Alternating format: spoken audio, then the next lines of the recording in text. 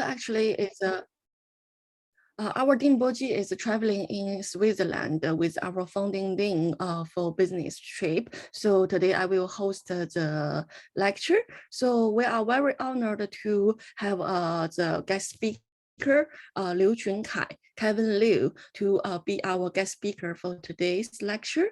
So Liu Chunkai actually leads the Alipay business in France as a general manager. Prior to Alipay, so he was one of the founding members of Alibaba office in France, and as the country manager of Alibaba Cloud for France before. And also he is responsible South Europe and also Israel market as well. Prior to Alibaba, so he held several positions in research and development and marketing and sales domain and original labs in Paris and Tokyo, and also Orange Business Service for EMEA market and also Huawei Technology France.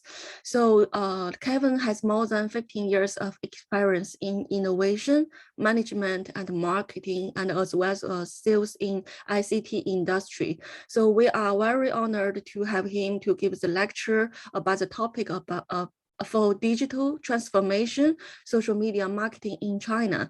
So Kevin will give us 1 hour's lectures, and after that we will have a half an hour Q&A section. If you have any question during the lecture, so feel free, you can feel free to ask at a Q&A section. So without further ado, so let's give the floor to Kevin. So let's welcome him. Yeah, thank you, Liping, and thank you the team of China Start Program. So this is Chunkai, or call me Kevin to make it easy. So I'll be happy to share with you some insights about the social media in China. So I think Liping has presented my background. So currently I'm holding the position of country manager for Alipay in France and the Benelux market. It's been 6 years I've been within Alibaba Group to help to build the European business from scratch, starting with the Alibaba Cloud business, and then move to the payment fintech business. And before I was I'm always in the tech field. So I was in Huawei, working on the enterprise solutions, BU and cloud business unit, and before at Orange Business Services, and then before Orange Labs as research architect. Yeah.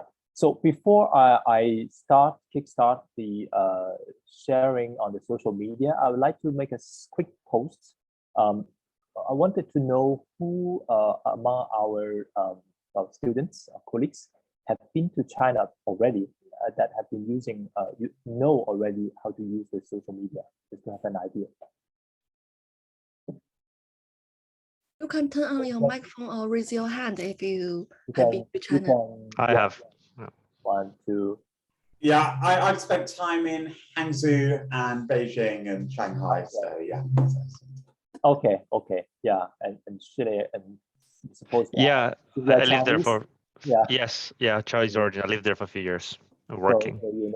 So so maybe you see less fancy stuff today because you are already a user. Okay, good. So let me and also maybe a few. What do you expect to obtain, to learn or gain insight from this session? Just feel free to express yourself. I'll go for it. Yeah, I think one of the sort of things that I'm sort of super keen to learn is the sort of difference between the sort of Chinese sort of the digital marketing in that part of the world to the sort of Western world, because I think it's sort of very, very different, and you need to have a different approach, I believe, as well. So that's what I'm really interested in, is sort of that sort of approach to it and the sort of difference to it. So. Great. Any other sharings from the classroom?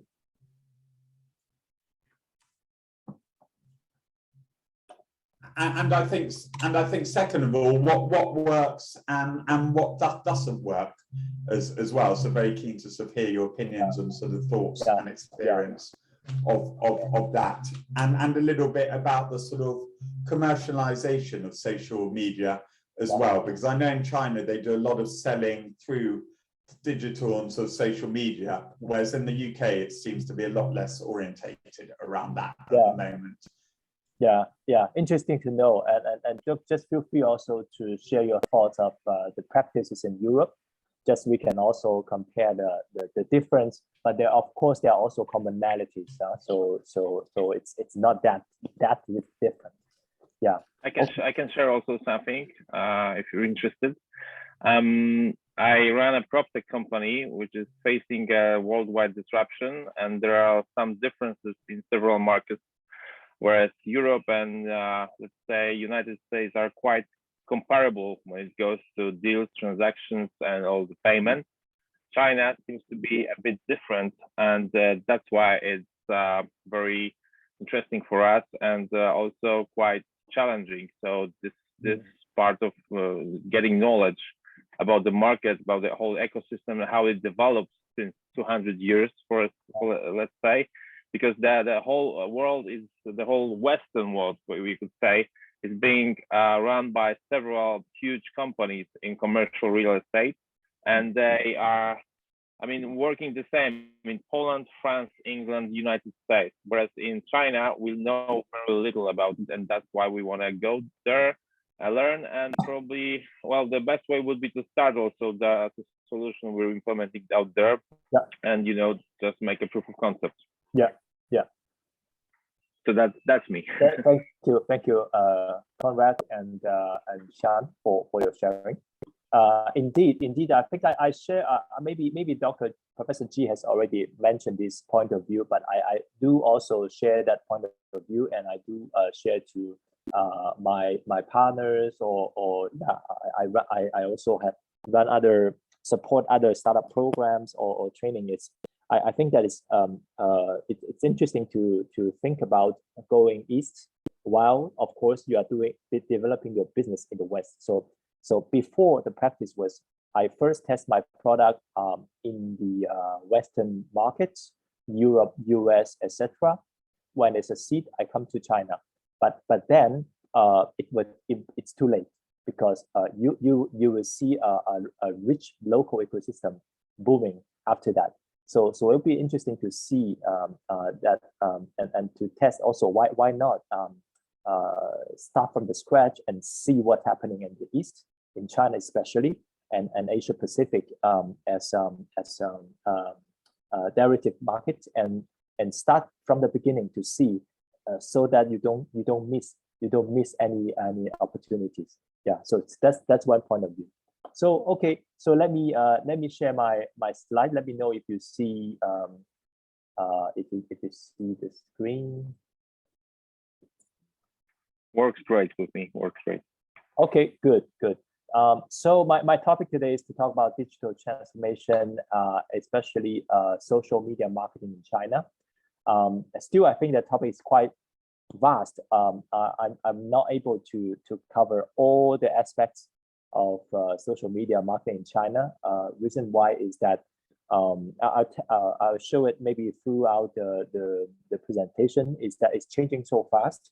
New players are coming and champions change all the time.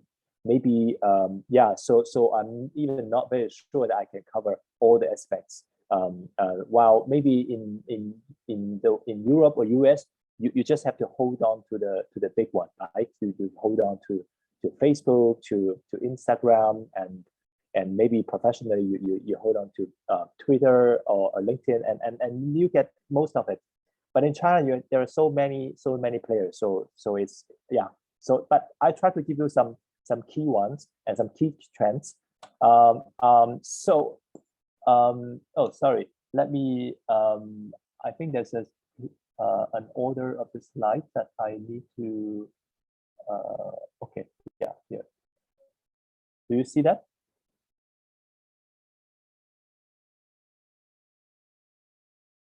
Oh no, I'm not sharing my screen. I'm at the last slide. the last slide. No, it's okay. Key takeaways we see. Yeah. Takeaway. That's the takeaway. I'll keep it for the end. Yeah. So I skipped my self-presentation because I just mentioned it.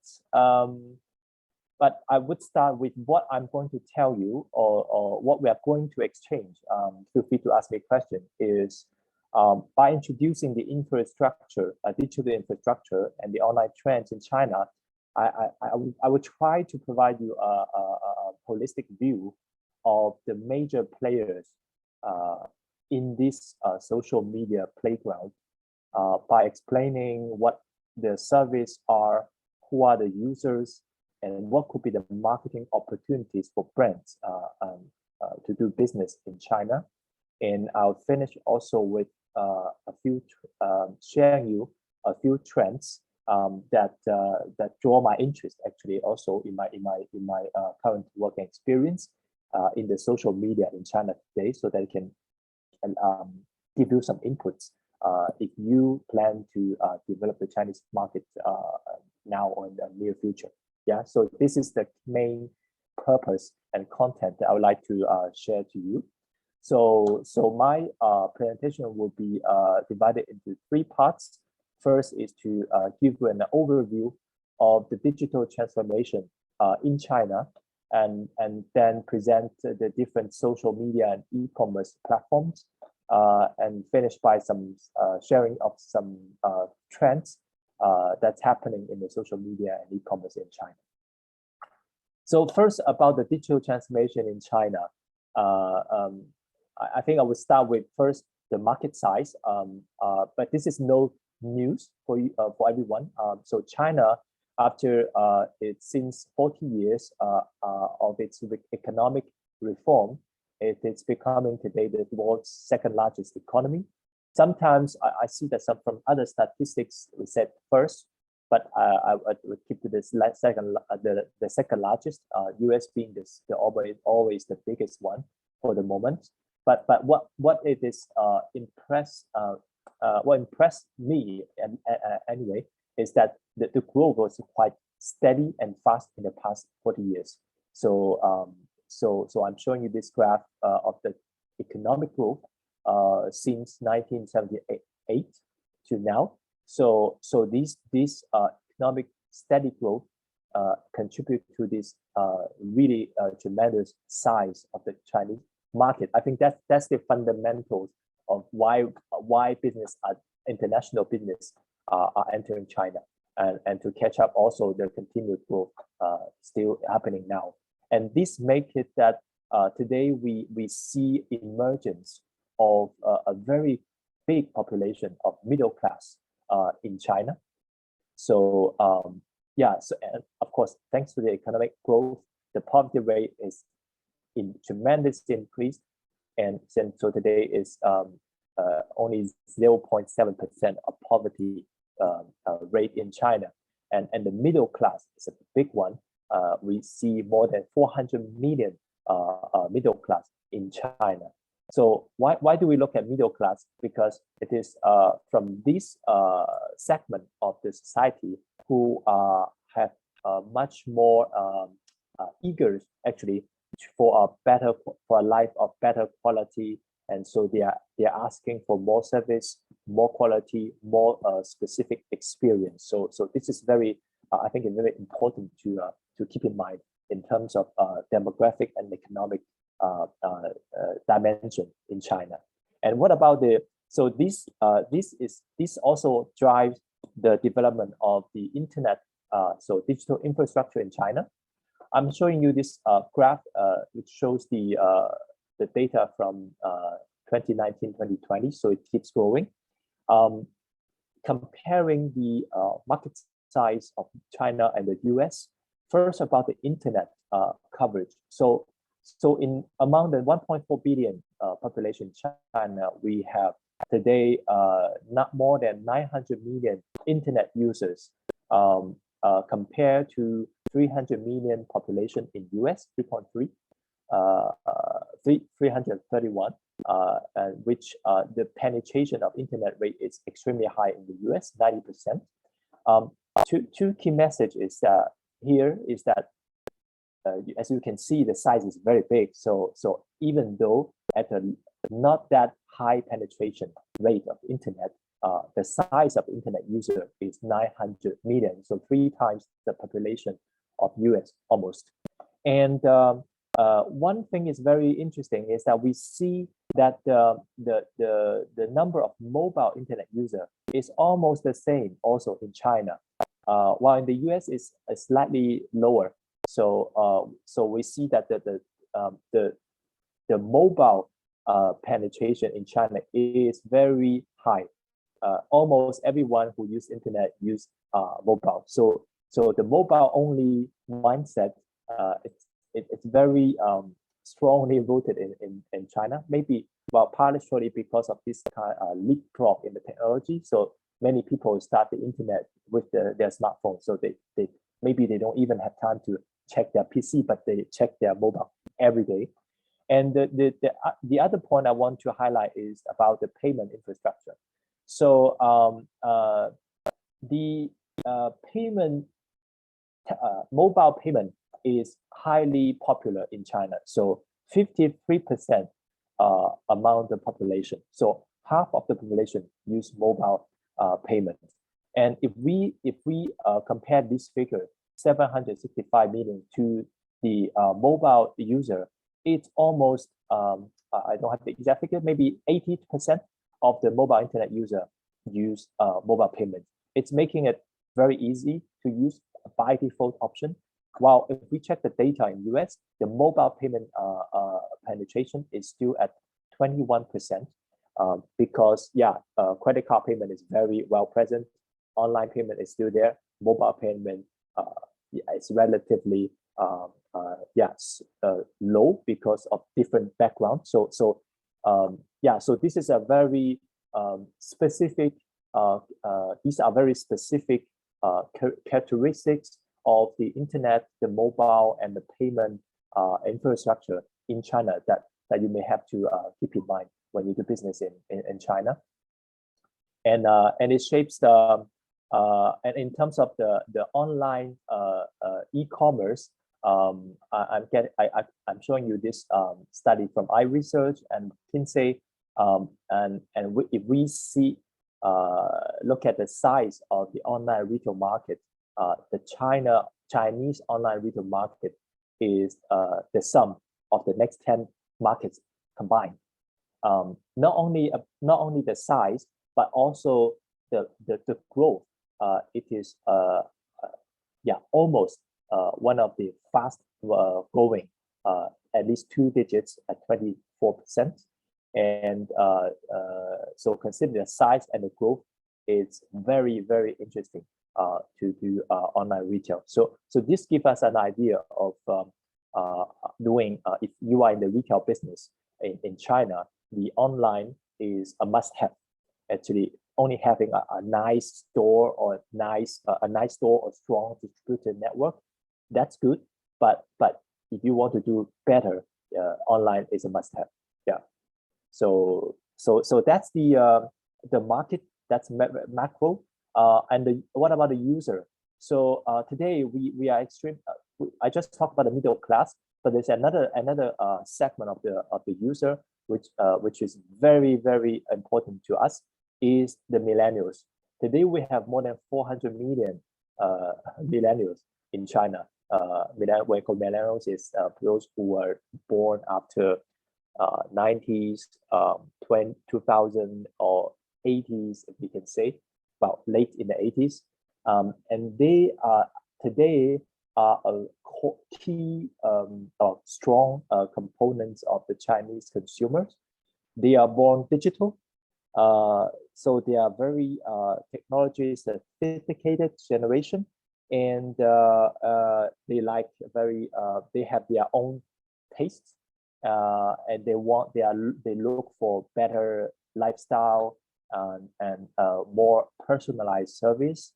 So among this generation, actually their lifestyle is quite close to the Western people lifestyle, because they were born in the very good year in China. They were born digital, and they have less pressure, economic pressure, than the former generations or the elder generations. So many people of this generation have pets, they go on holidays, they don't only work, they travel in China or abroad. So this is the main the core of the future of Chinese consumer. Yeah, and they are, as I said before, they are very digital native. They are mobile native, and they're social.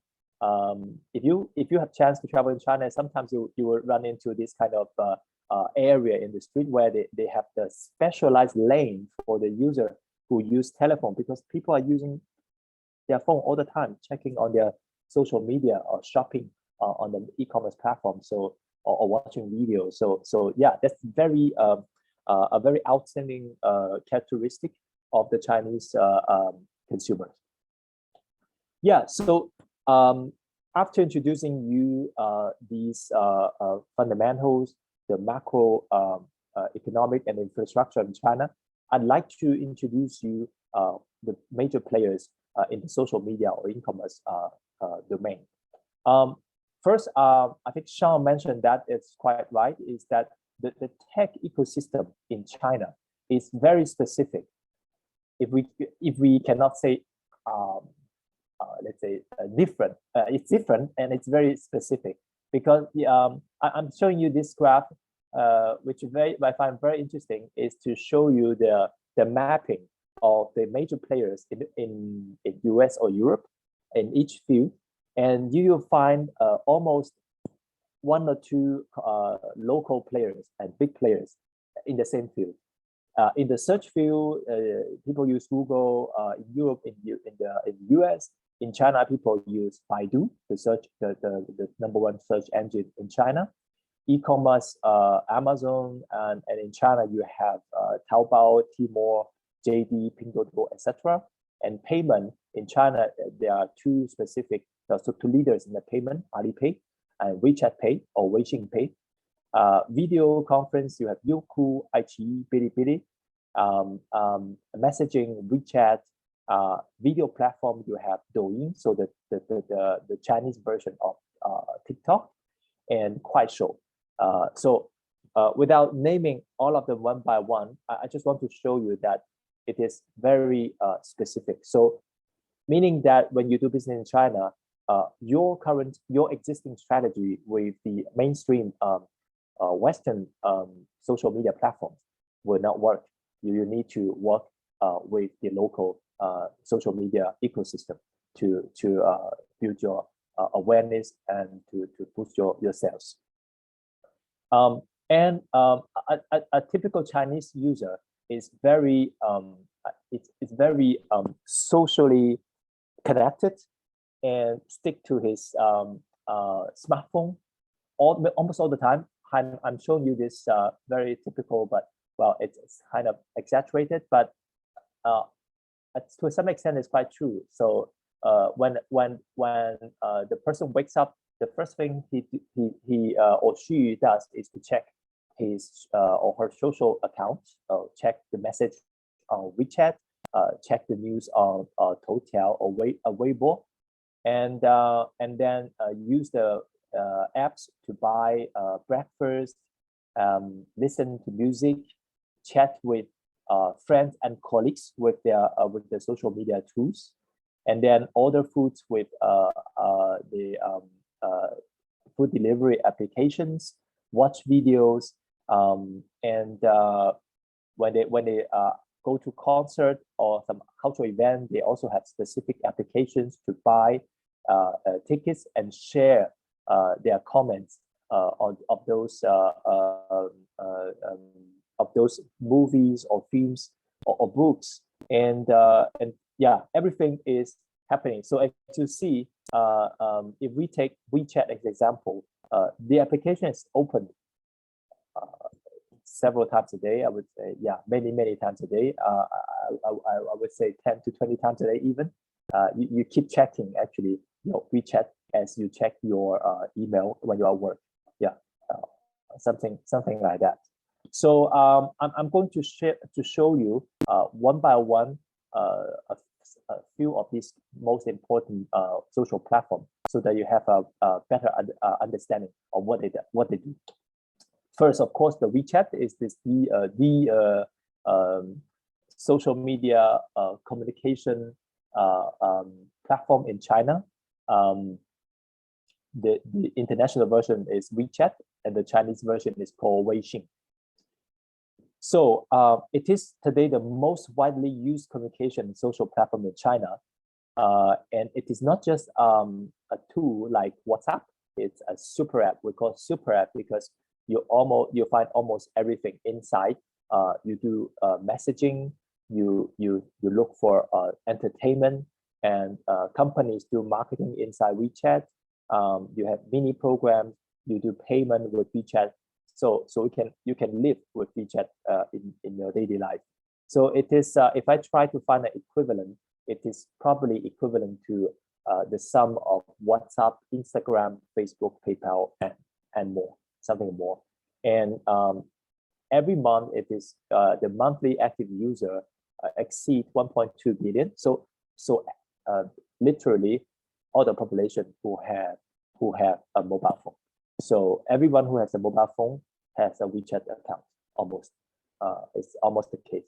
And the moment, so there are a few features on WeChat. I'm showing the screen shot here. Of course, WeChat is for chatting, so like the way you use WhatsApp.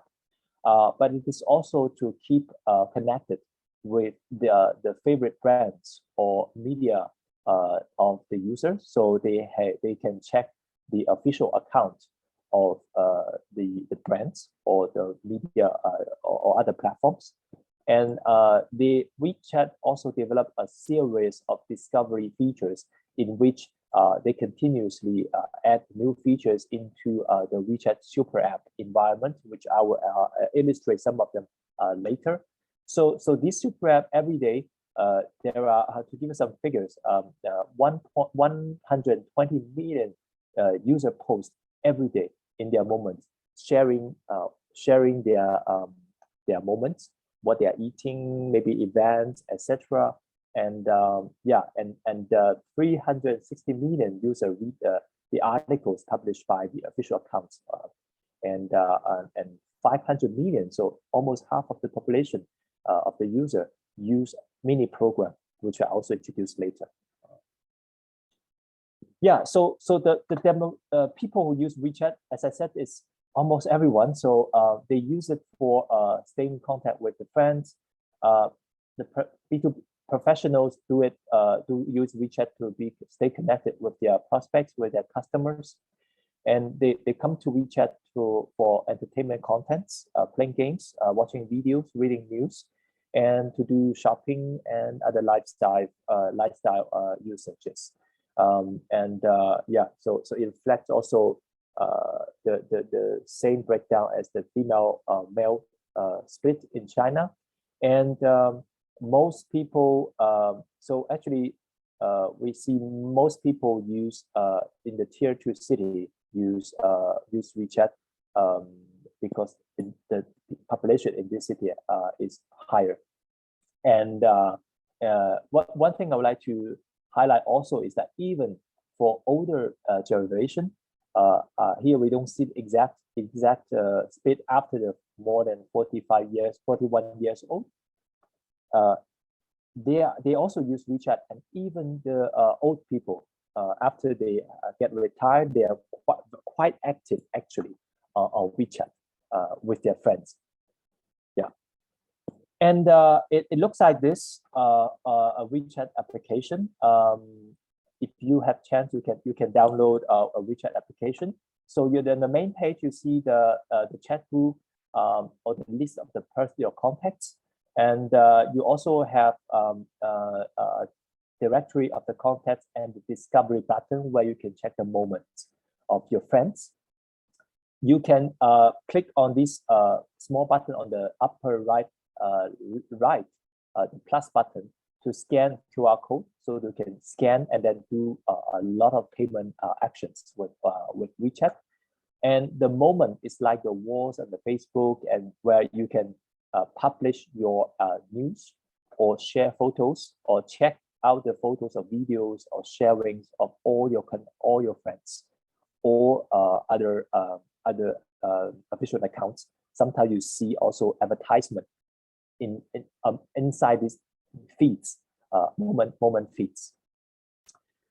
So I have a small video that can explain you how people spend their day with WeChat.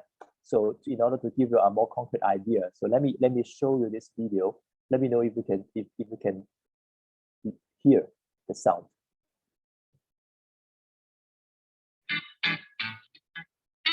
Is that okay for you? Can you hear? Yeah, I could hear that. Oh, great, great. Okay, I'll continue.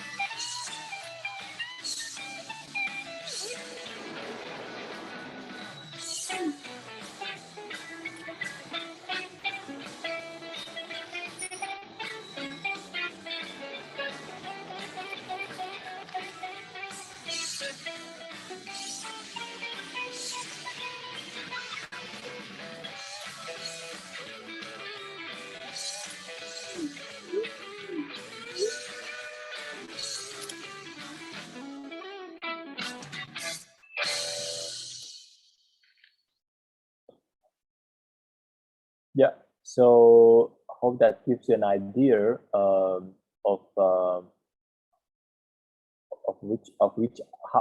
how people use WeChat in their daily life. Let me then move to the next topic of how as a brand, how do we do advertisement in the WeChat. So there are several mechanisms to do this. The first one is to you can actually do brands can do place their advertisement on the WeChat moment. So there are different formats of moment. First, you can in the forms of posts, just like a person, a WeChat user make a post in the application. So here, instead of being a person who posts a note, Chanel with the Chanel's official account, make a post of 6 photos. So because in WeChat you can place 1 to 9 photos. So they place 9 photos. So they can also put it in a form of a card, which gives them maybe it's a better design, or maybe the message they want to have a more concise message to show to the end user. For very big brands or specific needs, of course, this is a specific solution to be discussed with the WeChat team. Is you can also make a special format ad in the moment. For example, here the example. This lady is one of the celebrity in China. So first solution, specific format is WeChat can help the brand to connect to the celebrity. So using the power of KOL or celebrity to convey the message. Second, they also include some kind of gamification elements into these advertisement. Here, for example, well, I just neglected this story, but here it seems that this actress is crying, maybe in a movie or something. So these advertisements ask the user to wipe away the tears on her face. So it's asking, calling the user to act on this advertisement. So you see, this is very special, and it makes it more interactive with the user, and the brand is sure that the user interact with this content. And of course, these kind of ads, they will not be intrusive. They will appear quite quietly in the moment feeds, and if the user do nothing within a certain period of time, the advertisement will disappear because the users maybe not interested or just don't want to use it, to see it, and the ads will disappear after a few seconds. Another way is, I think this is a must-have for brands, is to create a WeChat official account. There are two types of official accounts. There's one called subscription account. The other is called service account. So in Chinese, subscription account is called 订阅号. This kind of both are possible. The subscription account is more used for information sharing, and so many media use subscription account to do this. It's like it's like their blog or corporate blogs of their company, but in the form of the WeChat account.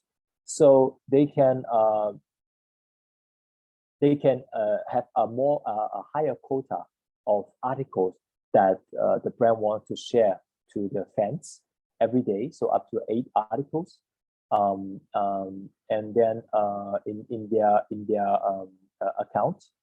And but however, this is only a one-way communication. Of course, user can leave their comments, they can follow their accounts, but it's more or less a one-way communication. It's more to spread the awareness, so there's less commitment to the user, but very, very efficient if you want to reach a broad number of audience with the content.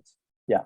So, and the official account of the enterprise are grouped into the subscription section of the WeChat application. So when the user want to read articles, the user will click on the subscription menu, and then he will jump to the list of all the subscription accounts, and then click on the account to read the latest news. So there are a few steps to go to the subscription account of the brand. The other account is called service account. So as the name show, it is to keep the service with the user. So it is an account designed to provide service, a tool to customers with richer interaction functions. So it is very suitable if you intend to provide customer service because you want to keep the contact with the customer, or if you want to sell, like providing e-commerce service, and even some municipalities, so public organizations use service account to provide public civil services to the citizens with the service account, because it is very convenient to provide them in this form instead of sending emails or SMS. It's less interactive, but it is quite limited in terms of publishing the number of articles pushed to the user in order not to disturb the user too much. So how do we access to a brand or the company's service account? It is appear at the same level as the other contacts of the WeChat user. So no more hide it in the subscription menu, but appear as at the first level contact. And then when the user click on this name of this account of the company, it will the user will enter to this service account of the company. Yeah. So so then the another feature I think it's worth mentioning is the mini program. I don't know whether you heard of mini program, Sean, or yeah, Zhang, I think you know it.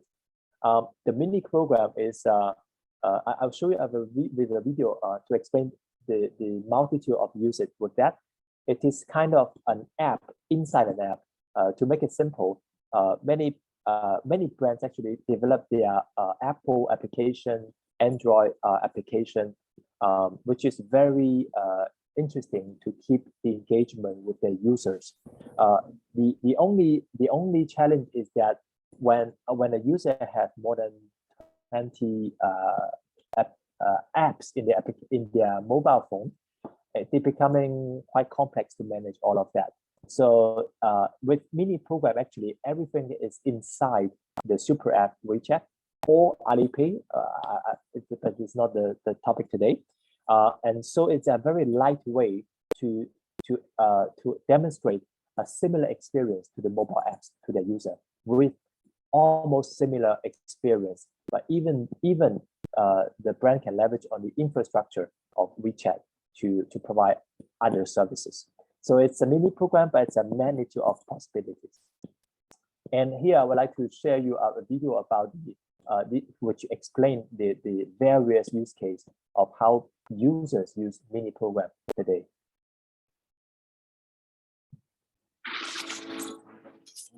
The very first email was ever sent out, no one knew that information could be sent instantaneously.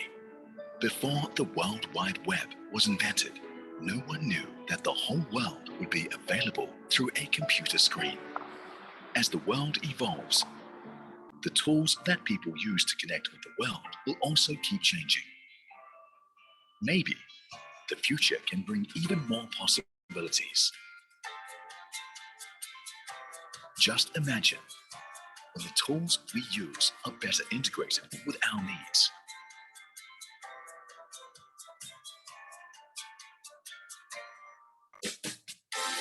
And it will only appear when needed. This is the thinking behind mini programs.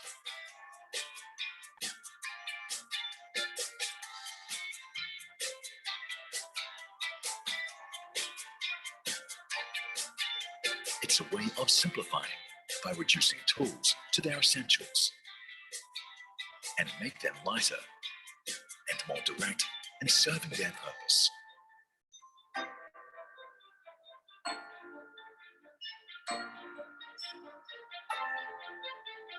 It's also a way of evolving, freeing up services,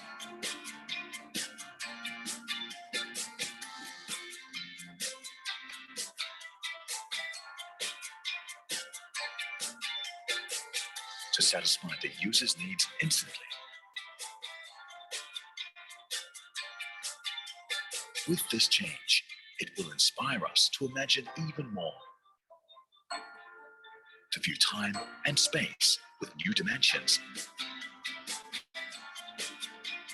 and with this new mindset, things will not just be things, but also the entryway to new services right at our fingertips.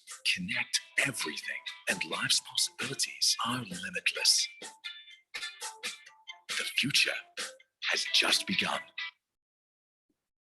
Yeah, I think the beauty of mini program is that it unfolds really a lot of possibilities according to the imagination of everyone, and but keeping everything quite simple, and no more 100 app in your phone, and you just use it once a year maybe, and which is also a place for engaging and doing advertising with the user. So there are several ways of doing advertising in advertisement mini program. Of course, the traditional one like banners, you also can place banners inside the screen, because the mini program view by the user it looks like a mobile app. It's just that it is embedded inside WeChat in a more lighter way. And you can also develop mini games ads. So actually, when you are before you are really directed to the landing page, there will be a games popping up, and you can play the small games while you are being redirected to the application. or even the pop-up ads in forms of mini program before you open WeChat. So that's also possible to do that. So it's quite flexible, and it can be ubiquitous. Of course, you need to design how to make it non-intrusive to not surprise the user, of course.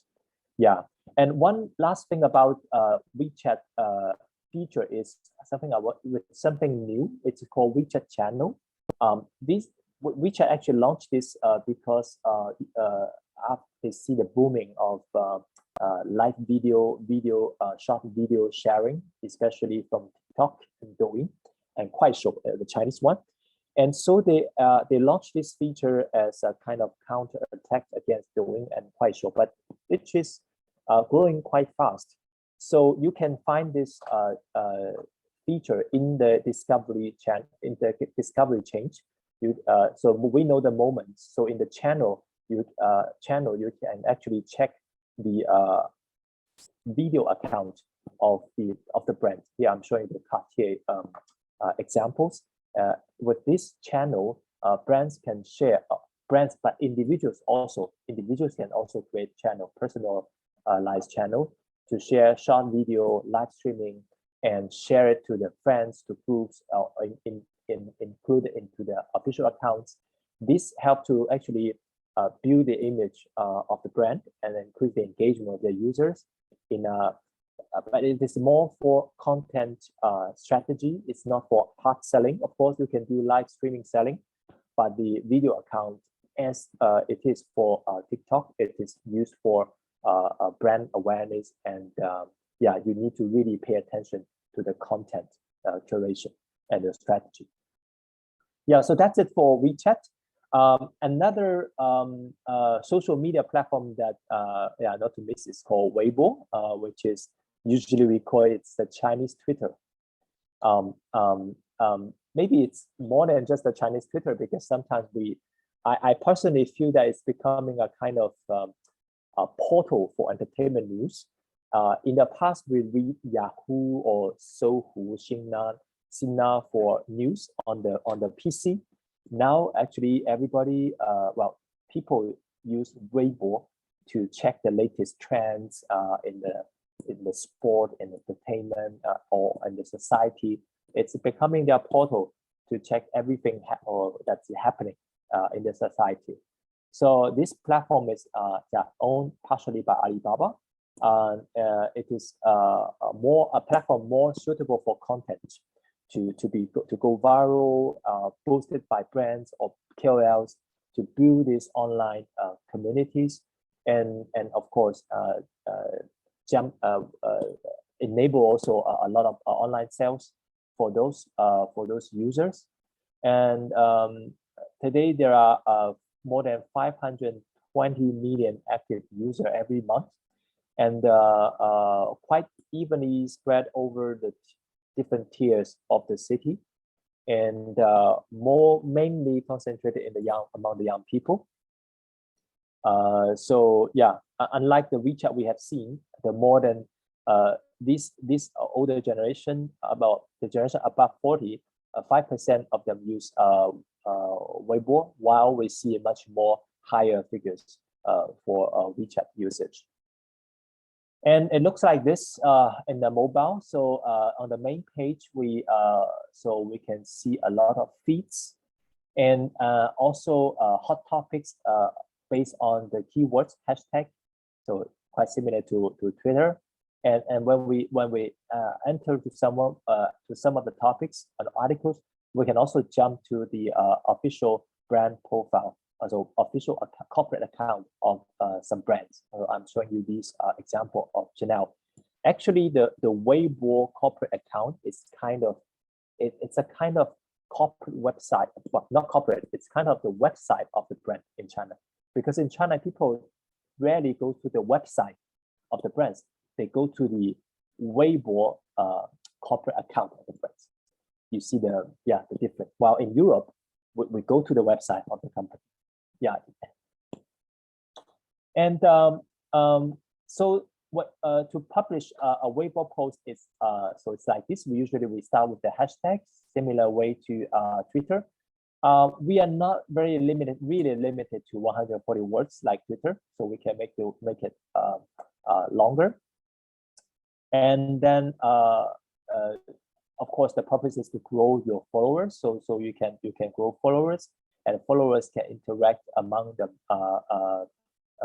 Yeah, so and then in terms of the format, you can either publish photo, video, or even post to interact with the community that your followers. And if we do advertising on Weibo, there are several ways. First is about destination ads. So when you open the Weibo application, you can also brands can place their advertisement into this waiting time. But however, it is more for for communication, not for hard selling, of course. Otherwise, it disturbs those users. Or display it inside the feeds. So I'm showing this photo. Usually when it is placed, it is marked as advertisement to let the user know that this part of the text of the content is an advertisement, but linked to the topic, linked to the news feeds, linked to the hot topic that the user is reading.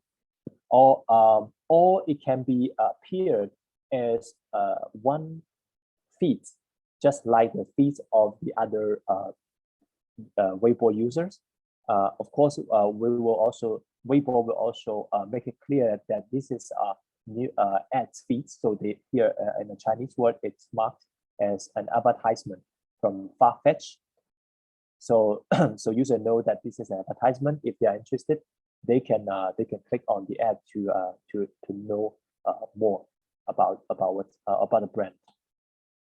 Or search-based ads, so something like Google search. So you can search hot topic inside Weibo, because people actually check the trends of the day, so they can search some keywords.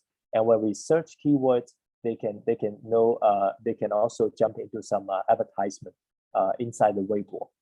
And so as I said, the official corporate account is very important for a brand who develops in China. So especially when you are in the retail world, it's recommended to have your Weibo account and grow your followers. And your Weibo account will be working as an entry point, which can direct your users to maybe your e-commerce platform or your other platforms.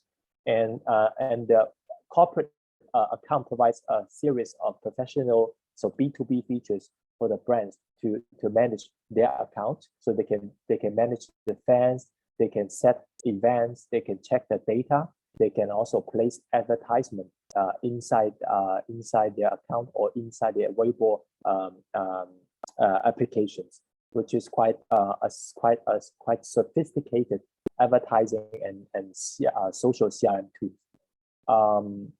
Yeah, so I think that's a more detail on that. In advance, you can manage the message you send to your fans.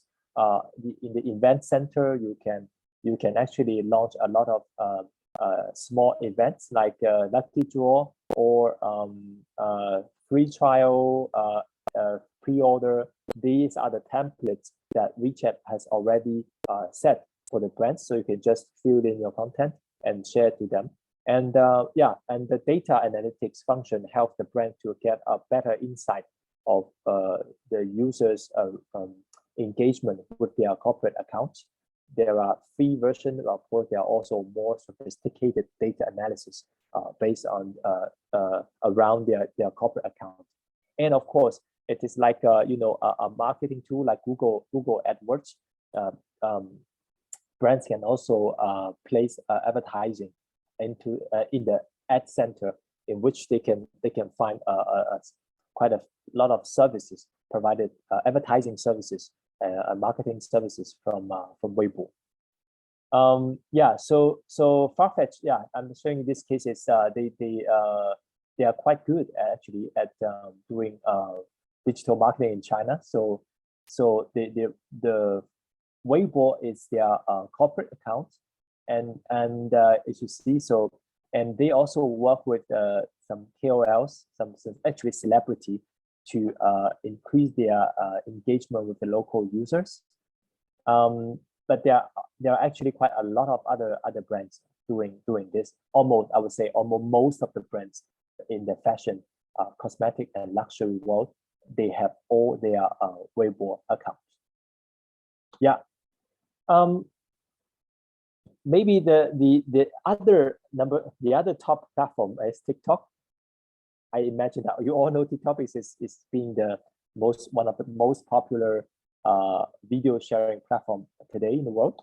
So I will not go into too much detail, but I just want to show that it's really fascinating to see how TikTok, or Douyin, which is the Chinese version of TikTok, progress since its first launch in 2016. I still remember in that time, everybody was crazy about watching video on Douyin, and a few months later, we see TikTok also spreading at a crazy pace in the world. And today, it reached more than 400 million daily active user on Douyin, and it's really for me a black horse in the social media, and has broken this balance in the social media scene in China.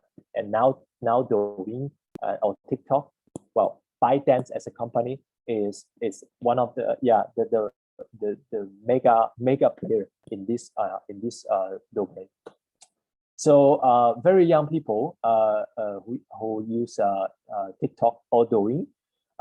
I would like to draw your attention on those different hot topic focus of different groups. So TikTok's even quite popular among the older generation who share the video of the dance. So in China, this is very special. Older people, every night they go to the plaza, squares of the park, they dance every day. So they share their photos, and the young people, they use TikTok to share videos of manga, etc.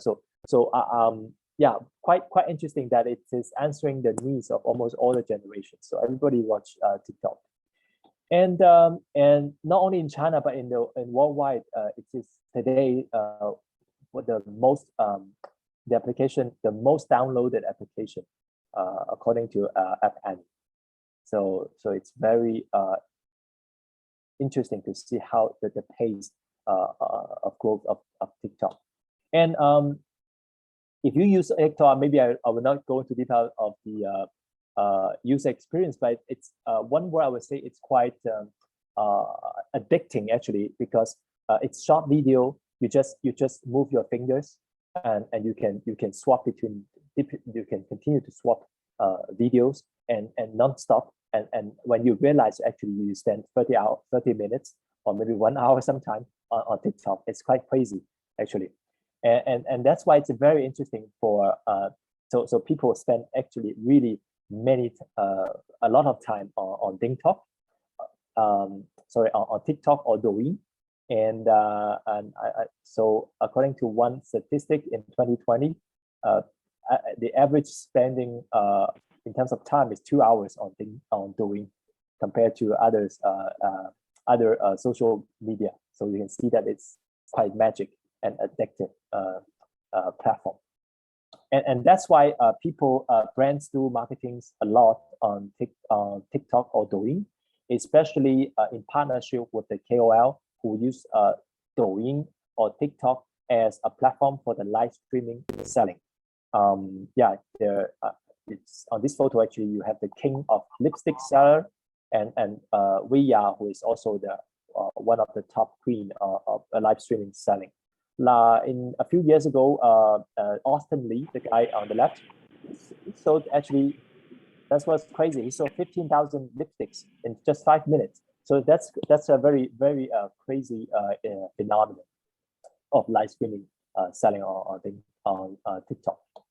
Yeah. So maybe the advertisement is also quite similar to the other forms. So either appear into the into the feeds or natively inside the video. So when you click on when you watch the video, there are some section or in the video, when you click, you can actually be directed to the product page of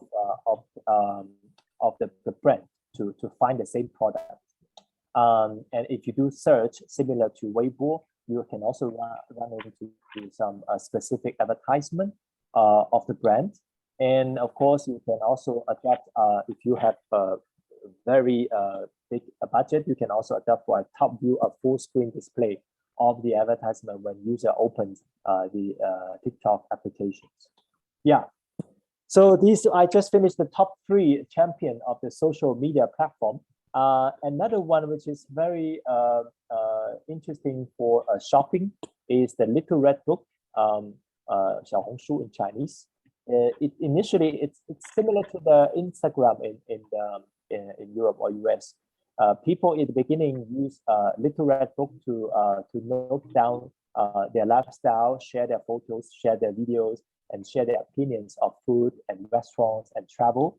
And gradually, actually, it's becoming a place of the user-generated product review, and brands start to enter to Little Red Book to also slide into their to infuse their influence through this platform, because young people come to Little Red Book to share clothes, so fashion, food, and travel. So if you are in this domain, Little Red Book is it should be your one of your targeted social media platform.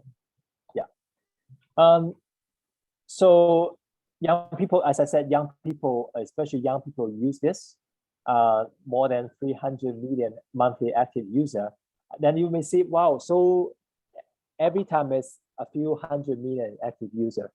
So the consequence is actually everyone is using multiple platforms every day. So they are not just sticking to one social media platform. They are really switching between media platforms, social media platform, according to their taste, according to the moment. So this is something that maybe you should also keep in mind. There's no one social media platform.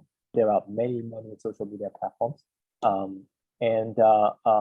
On the Little Red Book, the content, they pay especially to the quality of the content, no abuse language of hard selling, and it should be really focused on the comment, the user experience, the user's usage experience of the product, and share it to the community. So this is something they set as a rules or a guidelines to the content generators.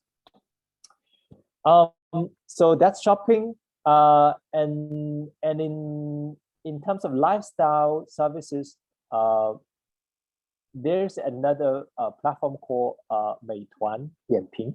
So it's actually a fusion of 2 companies, Meituan and Dianping, which is now becoming another super app, but more focused on services, lifestyle services. So people come to Meituan to check offering in terms of food, restaurants, movie tickets, they ride a bike riding, they book hotels, etc. So it's equivalent to the Groupon, Deliveroo, TripAdvisor, and Yelp in the West. And so it's location based. So according to your location, you actually see different offering in your place. So it is today probably the top social media apps, social apps for local location-based services for local lifestyle. The major transaction categories are food delivery, restaurants, hotels, entertainment, and beauty services. So if you are in the lifestyle business, you should consider Meituan as one of your platform. And the marketing mechanism. So there's a lot. I just used one example of couponing, because in this field couponing is very efficient to attract new users, to retain users. So couponing marketing is used quite a lot with Meituan and Dazhong Dianping. I haven't talked about yet the social shopping platforms. There are a few. You have where I come from, Alibaba. We have Taobao and Tmall, which are today the biggest e-commerce platform. JD is another platform for e-commerce, and a new black horse platform called Pinduoduo, who are very active in the lower tier cities. So I just share you the names and some some key metrics without really going in deep into it, because the e-commerce platform, I would say, share quite a lot of commonalities. Taobao was the first platform, and today probably the world's biggest platform in terms of transaction. It is still the biggest one with Tmall. There's gradually a fusion between the two business, Taobao and Tmall. JD is the second largest e-commerce platform in China. They have their own logistic infrastructure, more specialized in home appliance, electronics, this kind of products. Tmall and Taobao is more in the fashion, luxury, cosmetic, but of course they are all cover all the categories. Pinduoduo is more focused on the lower tier cities. As you see, the tier 4 cities, they have 45% of user coming from the tier 4 cities. So that's quite impressive. Yeah. And so one thing I want to highlight about the e-commerce platform is this new emergence of live streaming. So I will use Taobao Live as an example to talk about live streaming, this new social selling on the e-commerce platform. And so Taobao Live, I think, is probably the biggest one today, with more than 750 million active consumers on Taobao Live. And they, I don't have the latest figures, but in 2019, the total GMV was 200 billion, so equivalent to $27 billion in terms of transaction done through Taobao Live. So live streaming selling is becoming the new norm today in China. It is developed in 2016 at the same time as TikTok and Douyin. And every day there are more than 350,000 hours content watched every day. And majority of the brands who are on Tmall, so big brands or local brands, they all have at least made one live streaming session today. So this is quite an important tool today if you look for launching new product in China to engage with the Chinese consumers. Yeah, to give an idea of how it looks like, because I have this small, very quick video to show you. 最好吃的芒果，自贡蛋，9号链接的蛋白肉，这时候的好派节。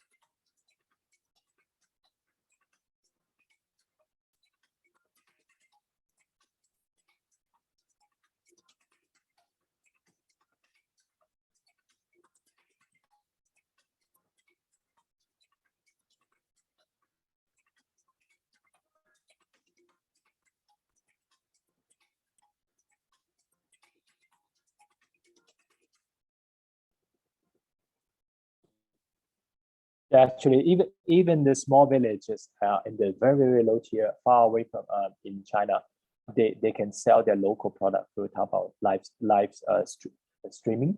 And because they have a Taobao account, so the e-commerce infrastructure is already there. So this link is very natural. So while watching the video, people can just place the order and get the product sent to them immediately. So that's yeah, I think that's quite a hot phenomenon in China, and the live streaming selling or live shopping, it's something not to miss. Yeah. To finish, I cannot cover all of them, but I would like to also mention a few vertical social media platforms that if you are in those domains, maybe you'll be interested to look into it. The first one is Zhihu, is the equivalent of Quora in the US. It's a question answer platform. Not so big platform, 100 million monthly active user, but still quite impressive. It's extremely popular among the students, university graduates who actually come to Zhihu to look for knowledge, to ask questions in their studies or technology, etc. So that 20% of these users from Zhihu, they work in the tech industry. So if you are in a tech company, like let's say AI companies, or you can actually launch some interaction on Zhihu and open your account and do the community marketing on top of that to grow your user. Douban is a social media platform for cultural products. People come here to share their reviews on the books, on movies, on music, on TV series. So if you are in this cultural domain, it is also important that you think about Douban marketing on Douban. Bilibili is actually a platform originated for the AGCN generation. So the comic, manga, video gaming fans, they share their videos on Bilibili. But today it is actually become also a learning platform. People come here to give lectures, training on Bilibili because people are really, really very young on Bilibili. 80% of them are under 35 years old. So it's a very young population. So if you want to address this new generation or the ACGN content consumers, think about Bilibili. It is very interesting. Yeah. To finish, I would like to maybe just 5 minutes to share you some trends in the social media, which is more or less covered in my previous presentation. So first is about the live streaming. We talk a lot about it, but this is something really happening in China. The second is we call the sinking market. In Chinese is 下沉市场. And in simplified word, it's to nowadays brands in China pay more attention to the lower tiers cities because the coastal cities competition is very high. The market start to see some signs of saturation. So really, they are now growing. They are moving. They're extending the market reach to more lower tier cities. And a third one is the private traffic marketing. So first about the live streaming, we talk a lot because actually in China, shopping is something like very entertainment. In Europe, maybe we go to the e-commerce to save time. So online shopping for us is time saving. If you go to Amazon website, it's very, very functional. It's not a design, it's functional. You just find what you want and you don't spend too much time on it. If you go to a e-commerce website in China, it's like entertainment. You spend your time. We call it time spending on these platforms. So that's why live streaming is so important, that people actually enjoy watching the video of the KOL talking about the product, and they watch it in the same way as they watch a TV series. So this is watch TV, and it has been growing through several phases. In the beginning, live streaming was just used for esport gaming live streaming. Then brands start to use it for selling goods similar to the TV selling in the past. And it was quite successful. And now it is everywhere in all the domains. You can sell everything, not just retail goods, but you can sell everything. You can sell house, you can sell cars, you can sell insurance on a live streaming platform. So it is now omnipresent across all the industries.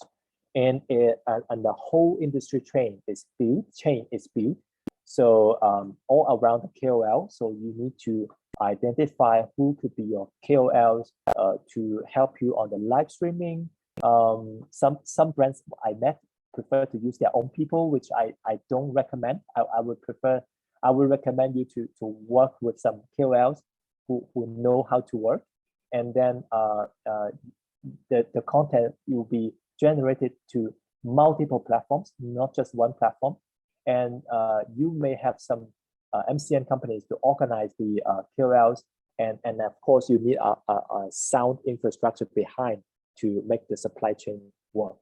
So that's the live streaming trends. The other second trend is about the sinking market, so lower tier cities. Today, actually in China, 50% of the population, they are very concentrated in the eastern coast, but actually there are also half of the population on the west, and they are today a kind of untapped market, and this population are also growing to middle class gradually, and they also have the same needs as the people on the coastal area.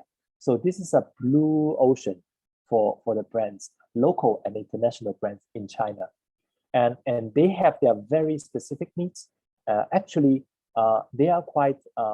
They also have very specific. I would say they are very have very personalized and specific needs. And luxury brand actually, to give an example, they see that these small town youth, we call them small town youth, the young people living in the lower tier cities, they will become the next wave of growth for the brands. And yeah, so something to keep in mind on these new demographic trends in China. The last one to finish is about the private traffic marketing. But I think you are all familiar with that, because in Europe we talk about customer loyalty, customer retention, etc. In China, we are passing from the traffic-based operation era to a more deep dive to a more private traffic-based era, because the competition is becoming higher and higher. The consumer can switch very easily between platforms, so it's really becoming very important for the brands to really deep dive and cultivate their communities of users to keep them with them. So that's how the private traffic is generated. So they will not only rely on the traffic built by the public platforms, Tmall, WeChat, etc., Little Red Book, to bring traffic and then do the famous funnel conversion, impressions and then conversion, etc. But more effort is now also put into how to keep the engagement with those existing customers and grow their basket. So that's why they spend time in animating groups through different social media. They work on the content. They build mini program to really keep those users with them, and then convert more and more new users from the public traffic pool to the private traffic pool, and then increase the spending and the engagement and stickiness of those users who enter into their private traffic pool. So that's the idea, but I think that's not very strange or different to the Western brands in terms of customer loyalty management. Yeah. So to sum up, sorry for making it a little bit longer. A few takeaways summarizing the three parts of my sharing today. First, maybe first point to remain in mind is so one of the biggest internet market. China is the biggest internet market in the world. Social and the mobile are very essential when you do digital marketing. it has its own specific tech ecosystem. So you really need to localize your marketing and communication strategy in these markets. And the competition is very fierce actually in China. So the players can change overnight. So it is preferable to adopt a multi-platform strategy and not just stick to the same platform because it can be changed. You have the top 3 social media platforms today: WeChat, Weibo, Douyin. Each have their own strength and weakness. But don't forget also other specific vertical social media platforms. If you are in this market, it may give you some surprise, and it's more efficient if you are in those verticals. And then brands should consider some of the emerging trends today happening in China. The importance of the user in lower tier cities. Live streaming is the new norm, and keeping your user within your private domain traffic. Yeah, so that's it. I hope that we have some time for questions. Okay, thank you so much for Kevin to for give us listening. for your comprehensive and informative lecture. So if if you have any question about to Kevin, feel free to unmute your microphone and ask. Yeah.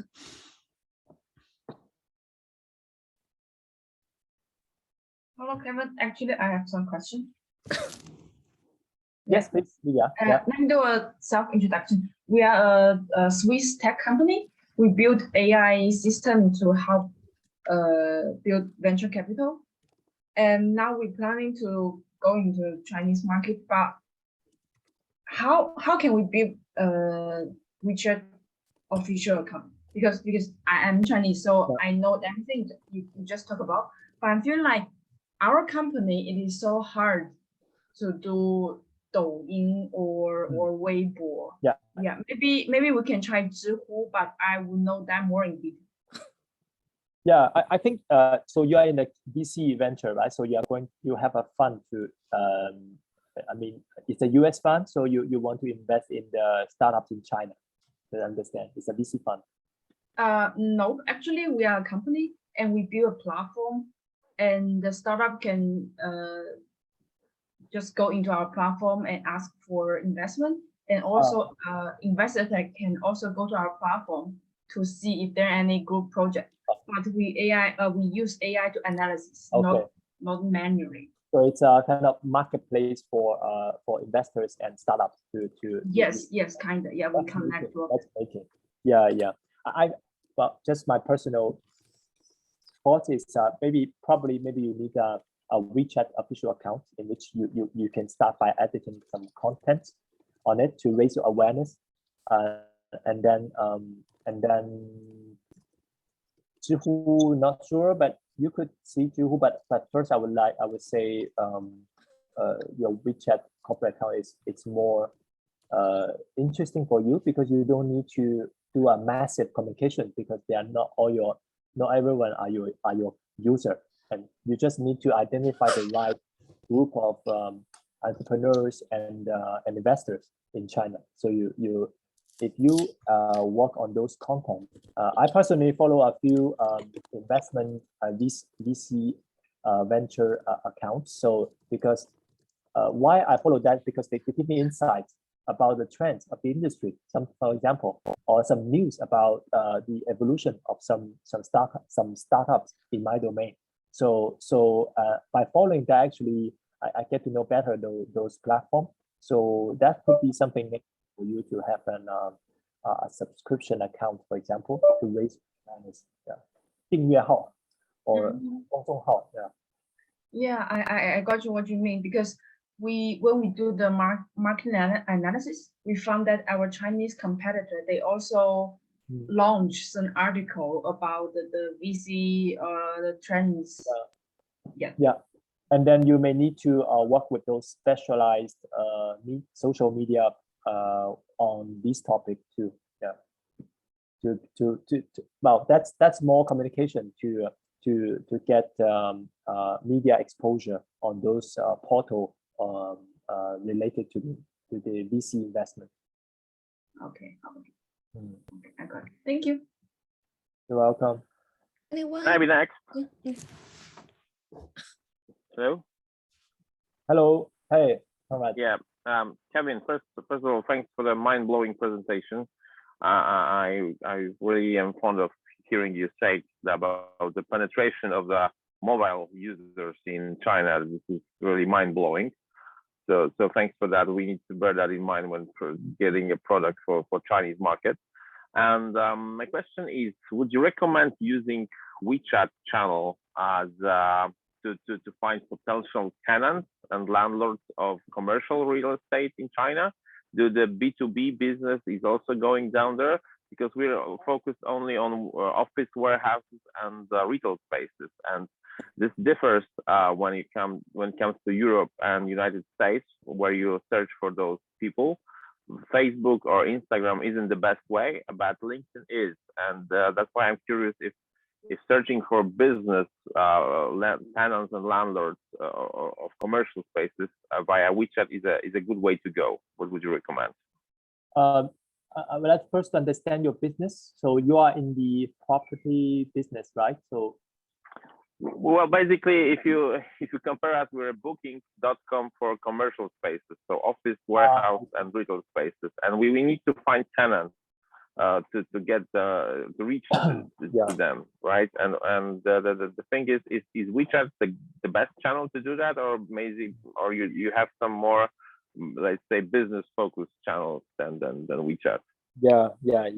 I think WeChat would be, you would need that, but I'm not very familiar with this domain. Clearly, there's some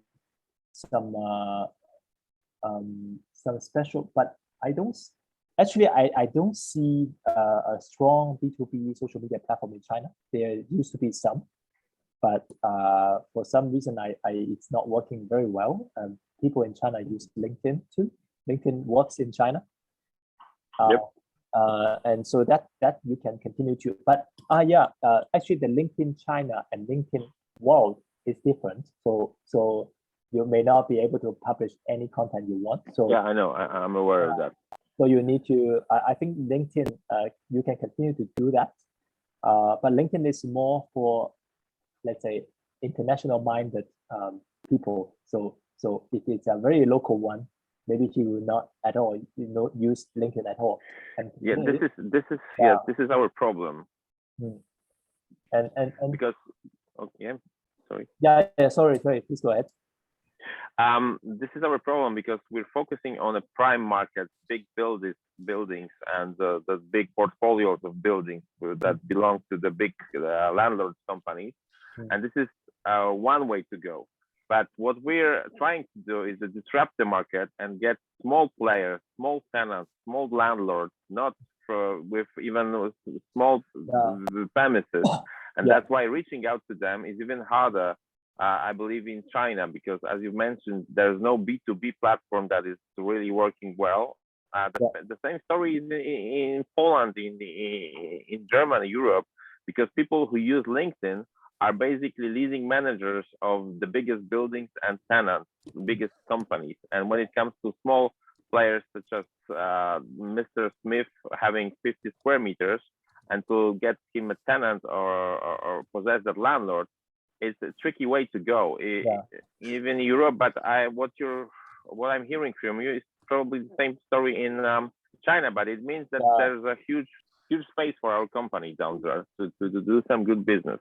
Yeah, I think you're because you are in a very B2B business. So it's not B2B social, it's B2B business. Yep. Vertical. You would probably need to have your corporate account, so Weibo or website, of course, and WeChat to build your private, as I said, private traffic domain, your private group with your customers, but you need to, I think, also work in an offline way to find out. You may need a local person to find out who are the associations, what are the associations of those landlords or commercial chamber of commerce. I'm not, but there are usually some association of those kind of companies, and the field person should be able to be connected to those associations.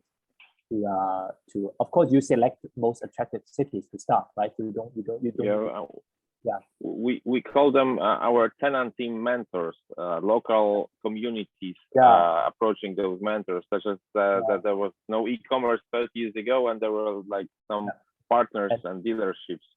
And so this is what we're trying to reach and to do. But yeah, I mean, this is getting more and more fascinating. Yeah. So thanks.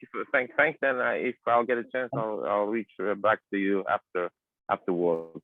Yeah, and then you may need to operate, well, when you have a growing number of partners, you may need to operate private WeChat group or QQ group with those potential landlords, share information and say, hey, I have this company asking for who's interested, contact me, etc. They will actually, they actually want to stay in the group to get some news. Yeah. That might be the best way to start. Yes. Okay. Thank you very much. Welcome. Hi there. I'll go if no one's talking. So wait one sec. Just turn on my camera. Hi there, Kevin. Yeah. So I've got a platform called Meek, an app that I'm launching that's a sort of one-stop shop for entrepreneurs and student entrepreneurs to build and develop, launch and scale their startups. So it's a sort of elements of LinkedIn in it, elements of Eventbrite, elements of Coursera, Udemy for the learning, and elements of sort of Groupon for special offers and discounts to members of the community. So it can be described as a social network for startups and entrepreneurs, incubators and accelerators.